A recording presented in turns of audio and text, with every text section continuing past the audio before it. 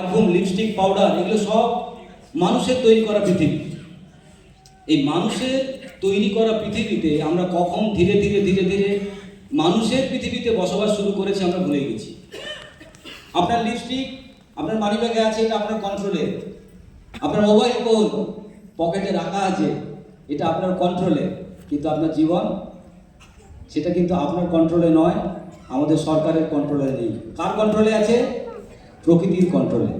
সুতরাং মানুষ যদি মানুষের তৈরি করা সমাজ দিয়ে নিজেদের প্রাণটাকে কন্ট্রোল করতে চায়, তাহলে তার থেকে বোকা আর কেউ নেই। কারণ চোখের সামনে আমরা যে করোনা যে কাল বা করোনা সময় গেল, সেখানে আমরা কি দেখলাম? যারা বেশি বেশি বুদ্ধিজীবী, বেশি বেশি যারা জানতো বলে দাবি করতো, তারা সব থেকে বেশি অসুস্থ। কোটি কোটি মানুষ মারা গেছে বেঘরে, বরং যারা বাড়িতে ছিল সুস্থতার জন্য হসপিটালে যায়নি, তারা বেশি বেশি করে বেঁচে গেছে। ধন্যবাদ যারা হসপিটালে যায়নি, ধন্যবাদ যারা ওষুধ খায়নি, ধন্যবাদ যারা টিকা নেয়নি, শুধুমাত্র খাবার খেয়েছে বেঁচে আছে।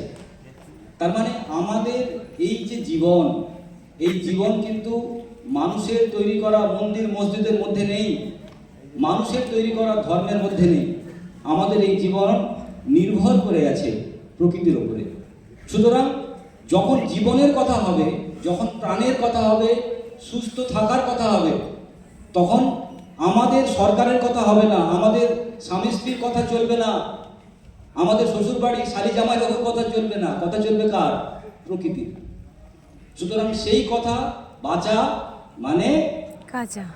শুনতে পাওয়া গেল না তো? বাঁচা মানে, তার মানে বাঁচতে গেলে কাঁচা খেতে হবে। এটা আমার বক্তব্য নয়, কিন্তু প্রকৃতির বক্তব্য।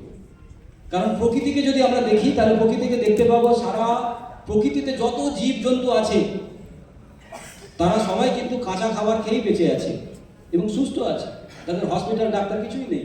তাহলে এটা দেখছি, এটা প্রতিদিন অনুভব করছি, কিন্তু পড়ছি না। ভাবুন কি অদ্ভুত রকমের একটা দুর্ঘটনা ঘটে চলেছে। আমরা স্কুল খুলেছি, তার নাম দিয়েছি ইউনিভার্সিটি। সেখানে মাস্টারমশাই চশমা পরে আসছেন, পড়াচ্ছেন প্রোটিন, ফ্যাট, ভিটামিন, মিনারেল